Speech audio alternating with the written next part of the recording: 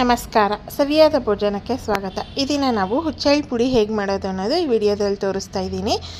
ಈ ಹುಚ್ಚೆಳ್ಳು ಪುಡಿನ ನೀವು ಬಸ್ಸಾರು ಪಲ್ಯಗಳಿಗೆ ಮತ್ತು ಬದನೆಕಾಯಿ ಎಣ್ಗಾಯಿಗೆ ಎಲ್ಲ ಬಳಸೋದಕ್ಕೆ ಉಪಯೋಗಿಸ್ಕೋಬೋದು. ತುಂಬಾ ರುಚಿಯಾಗಿರುತ್ತೆ. ಮಾಡೋದು ಹೇಗೆಂದರೆ ಒಂದು ಸಣ್ಣ ಪ್ಯಾನ್ ಇಟ್ಕೊಂಡು ಅದಕ್ಕೆ ಒಂದು 4ರಿಂದ 5 ಟೇಬಲ್ ಸ್ಪೂನಷ್ಟು ಹುಚ್ಚೆಳ್ಳನ್ನ ಹಾಕ್ಕೊಂಡು ಸಣ್ಣೂರಿನಲ್ಲಿ ಹುರಿತಾ ಇದ್ದೀನಿ. ಇದು ಕೂಡ ಎಳ್ಳಿನ ರೀತಿ ಸಿಡಿಯುತ್ತೆ, ಅಲ್ಲಿಗಂಟ ಚೆನ್ನಾಗಿ ಹುರ್ಕೋಬೇಕು ಮತ್ತು ಸ್ವಲ್ಪ ಬಣ್ಣ ಕೂಡ ಬದಲಾಗುತ್ತೆ.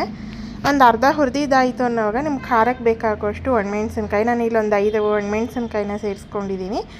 ಚೆನ್ನಾಗಿ ಹುರ್ಕೊಂಡು ಪೂರ್ತಿ ತಣ್ಣಗಾದ ನಂತರ ರುಚಿಗೆ ತಕ್ಕಷ್ಟು ಉಪ್ಪನ್ನು ಹಾಕ್ಕೊಂಡು ಪಲ್ಸ್ ಮೋಡ್ನಲ್ಲಿ ಒಂದು ಅರ್ಧ ಪುಡಿ ಮಾಡ್ಕೊಳ್ಳಿ. ಈಗ ಅರ್ಧ ಪುಡಿ ಆದ ನಂತರ ಒಂದು 5ರಿಂದ 6 ಬೆಳ್ಳುಳ್ಳಿ ಹೆಸರನ್ನ ಸಿಪ್ಪೆ ಸಹಿತವಾಗಿ ಹಾಕ್ಕೊಂಡು ಮತ್ತೆ ಪಲ್ಸ್ ಮೋಡಲ್ಲಿ ಪುಡಿ ಮಾಡಿಕೊಂಡ್ರೆ ಹುಚ್ಚೆಳ್ಳು ಪುಡಿ ರೆಡಿಯಾಗಿರುತ್ತೆ. ಈ ಪುಡಿನ ಬಳಸಿ ಪಲ್ಯ ಮಾಡೋದು ನೆಕ್ಸ್ಟ್ ವೀಡಿಯೋಸ್ಗಳಲ್ಲಿ ಅಪ್ಲೋಡ್ ಮಾಡ್ತೀನಿ, ಚೆಕ್ ಮಾಡಿ. ನಮಸ್ಕಾರ.